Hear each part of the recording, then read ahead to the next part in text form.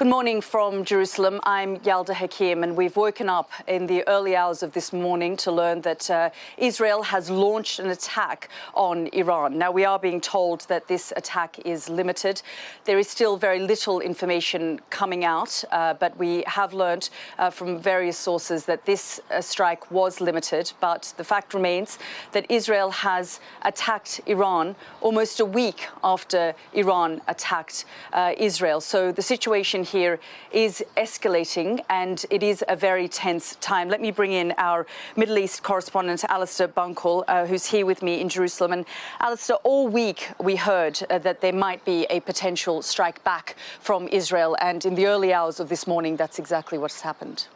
It is. The Israeli government had been taking a lot of advice from their allies, President Biden saying take the win, Lord Cameron and the German foreign minister both in Israel this week, also trying to gently nudge Israel away from anything that could lead us into the path of war. But ultimately, Netanyahu was clear. Israel would always do what it felt was in its own best interests and in the interests of its future security. And so I don't think there was ever much doubt that Israel was going to carry out some sort of response after what Iran did here on Saturday night. And now we know, or we're starting to find out at least, what that response is.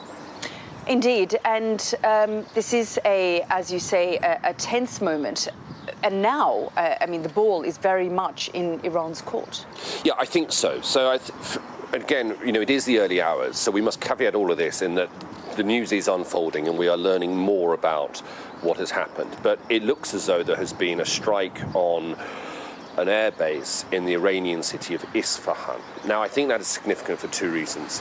Firstly, it is quite close to an Iranian nuclear facility, I think a research facility. Now, there's no suggestion that facility has been hit whatsoever, but it does send a message from Israel to Iran that, you know, we can go there if we want to, and we're not frightened to if we're pushed to do so in the future. But secondly, the base that's hit, I think, is connected to Iran's military aviation industry. And so it wouldn't be a surprise to me if we learn that perhaps some of the drones that were flown here on Saturday night were manufactured, or part of the drones were manufactured at that airbase. So that sort of draws a link. And so it suggests that Israel's response has been carefully calibrated and thought through.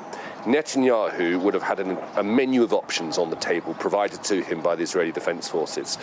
Probably at the top would have been strikes on Iran's nuclear facilities and maybe assassination attempts on senior individuals, and then it would have been down in the sort of decreasing scale.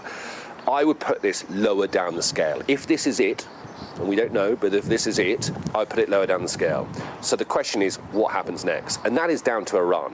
Does Iran see this as an escalation it needs to respond to, or does it somehow try to downplay it? Yeah, I mean, when we think about the timeline of the past 6 months, I mean, we see October 7 take place, and then Israel obviously enters Gaza and launches their operation. The war in Gaza begins just a few weeks after.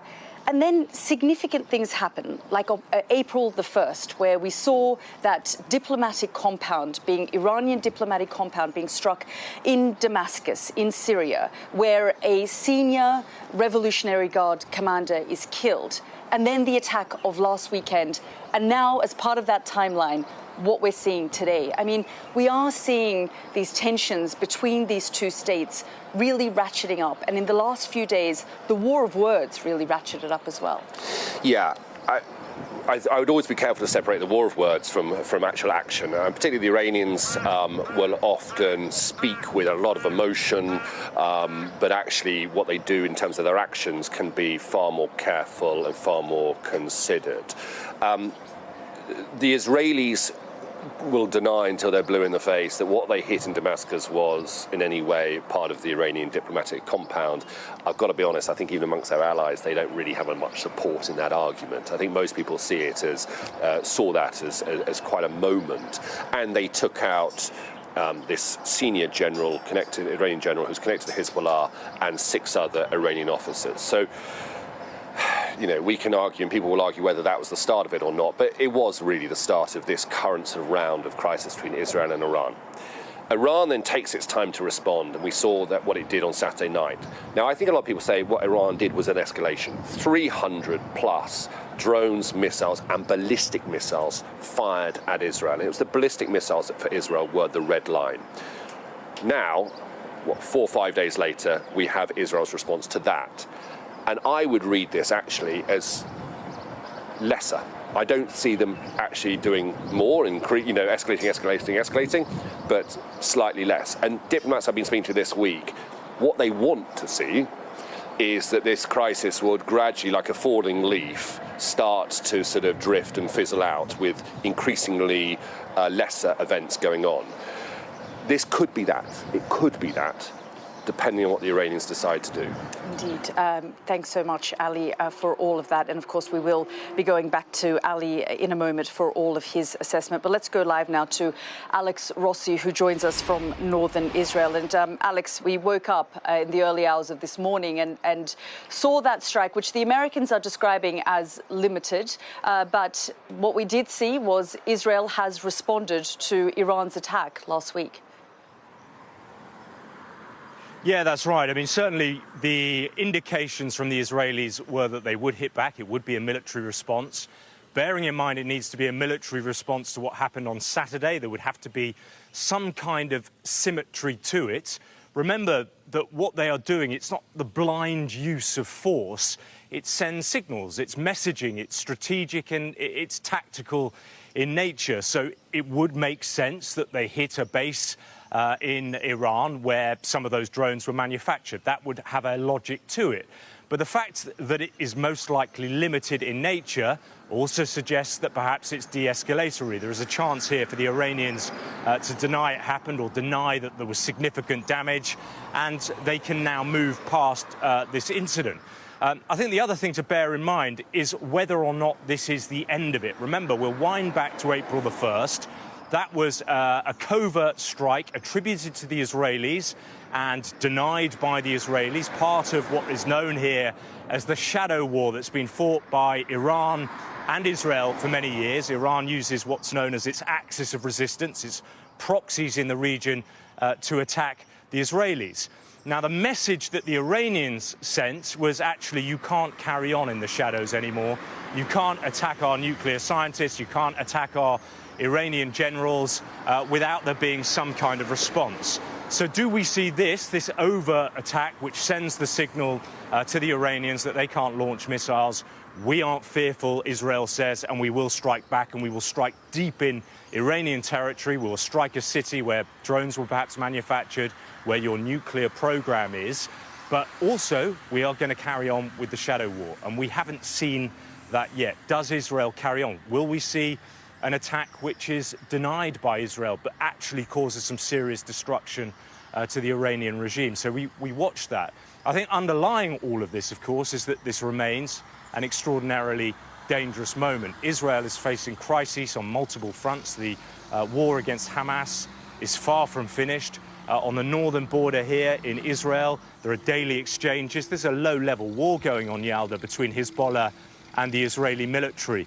That itself is enough of a flashpoint to cause a more significant war which could tumble, which would have its own deadly logic into a far greater regional conflict. So this is a really dangerous time, but we wait, of course, to see what the Iranian reaction is now to this Israeli attack. Indeed. Alex, thank you so much for all of your analysis there. Let's go live now to Alex Crawford, who joins us from Beirut. And Alex, as Alex Rossi was saying there in northern Israel, I mean, this really is a dangerous moment. Everyone is now watching very closely to how the Iranians will respond, although Iranian state media is now trying to play this down. And we've heard from the Americans that this was a limited strike. I think everyone behind the scenes will be doing just that, trying to play it down, because certainly all the people that we've been speaking to over the past few days, those within Hezbollah, those very close to Hezbollah, the politicians here in Lebanon, some of those connected to Hezbollah, some of those just part of the Lebanese government, all stressing that they don't want war, that also very carefully underlined they don't fear war, and that the ball is very much in the Israeli court. We were surrounded by a number of Hezbollah fighters yesterday, huge crowds of Hezbollah supporters and loyalists at a funeral. There are multiple funerals every week from the cross-border exchanges with those down south in against the border with Israel, and all of them very determined to hit back if they saw a significant attack by the Israelis. Obviously, there's a long history of distrust between Hezbollah and the Israelis, very close links with Hezbollah and Iran, because they even had posters of Ayatollah Khomeini at the funeral. A lot of people professing loyalty to Iran as well as Hezbollah. It was a time of grief to focus on those who'd been killed in the war, because they feel there are very many, but also to show us and to show everyone else that they are strong. Very many of them saying that they're strong, they're powerful. Hezbollah itself has a military and political wing, and its military wing is said to be far more powerful than the Lebanese army. So there was a big show for the families, for those who belong to Hezbollah, but as foreigners and as a foreign media team there, they were determined to let us know that there was no fear if there was a retaliation, if there was a big as in their view, provocative strike from Israel. But certainly behind the scenes, all the political maneuvers, all the diplomatic maneuvers, all the attempts are to try to play this down. You heard the Lebanese foreign minister earlier this week, Yalda, talking about how the ball was in Israel's court, that they had only a certain amount of influence over Hezbollah, that if there was a big provocative strike, it would spread out into a massive, big regional war, and maybe even further, that it would draw in the Houthis in Yemen, the militia group in Syria, the Hezbollah-linked groups in Syria, as well as in Iraq, and of course, here in Lebanon, a country which has already suffered for many years from a massive economic downturn and years of war. Now, they believe here in the south of Lebanon particularly that they are already engaged in a low-level third front. The Lebanese foreign minister again underlining that there is this almost forgotten third front in this whole Middle East war, and that is the Lebanese-Israeli border, where they are having multiple strikes. They've seen a massive increase since the weekend in the number of strikes on the border, with a number of funerals, if we gauge the casualties in that, a number of funerals per day since we've just been here, and thousands of people displaced on both sides of the border.